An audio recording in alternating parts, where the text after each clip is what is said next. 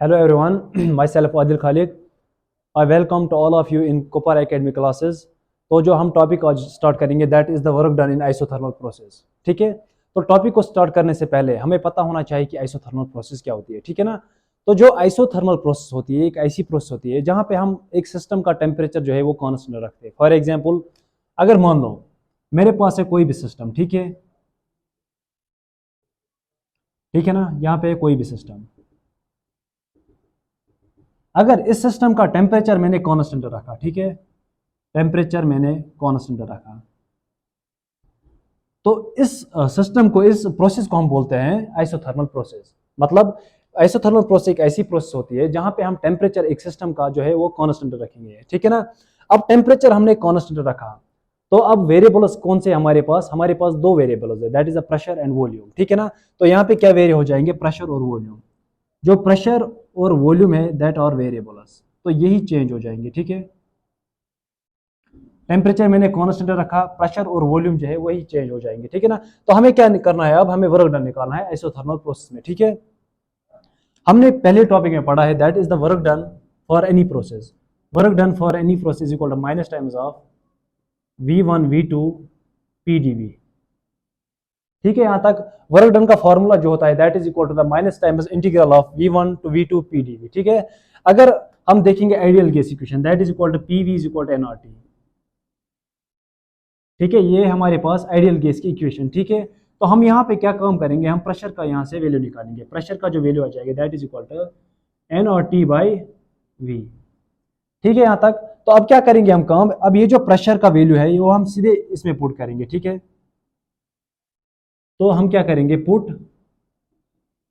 The value of P in equation first. ठीक है, तो सीधे फॉर्मूला में हम डालेंगे पी का वैल्यू। सो वर्क डन जो आ जाएगा that is equal to minus times integral of V1 to V2। Pressure का जो वैल्यू डालेंगे that is equal to N और T divide by V into d V. ठीक है, यहां तक। तो हमें क्या करना है काम, हमें वर्क डन निकालना है। ठीक है, अब जो वर्क डन का formula that is equal to minus times of integration of V1 to V2 n और T divide by V into d V. ठीक है, यहां तक। तो n जो है that is the number of molars, और जो है that is the universal gas constant, t is the temperature. अब नंबर ऑफ मोलर्स भी यहाँ पे कांस्टेंट है और भी कांस्टेंट है और टेम्परेचर भी यहाँ पे कांस्टेंट है। ठीक है ना, तो हम यहाँ पे तीनों जो कांस्टेंट है उनको हम बाहर निकालेंगे इंटीग्रेशन से। That is equal to minus times N R T integration of V1 to V2 dv divide by V. ठीक है, यहाँ तक। जो कांस्टेंट है उनको मैंने बाहर निकाला और जो वेरिएबल्स है उनको मैंने यहाँ पे रखा। ठीक है, तो हमें पता है कि जो इंटीग्रेशन किसी की भी फंक्शन का, अगर फॉर एग्जांपल मुझे इंटीग्रेशन करना है किसी भी फंक्शन का, ऊपर इसका डिफरेंशिएशन है और नीचे इसका फंक्शन है। ठीक है, तो जो इसका इंटीग्रेशन आता है that is equal to ln of f of x। Integration of any function, तो ऊपर इसका क्या हो जाएगा, ऊपर इसका डिफरेंशिएबल आ जाएगा, नीचे ओरिजिनल फंक्शन आ जाएगी। ठीक है, तो जो इसका इंटीग्रेशन होता है that is equal to the ln of f of x। ठीक है, तो यहाँ पे आ जाएगा माइनस टाइम्स n और t।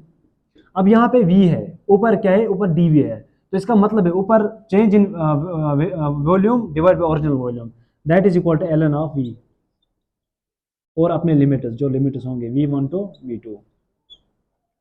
तो जो वर्क डन आ जाएगा that is equal to minus times n और t ln ऑफ, तो पहले हम क्या काम करते हैं, पहले हम डालेंगे final limits V2 minus ln of V1।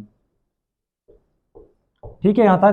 तो जो वर्क डन का फॉर्मूला हमारे पास आ जाए, एक एक्सप्रेशन आया that is equal to minus times n और t ln of a minus ln of b होता है बराबर ln of a divide by ln of a, या ln of a by b। So that is the formula for the work done in isothermal process. Thank you.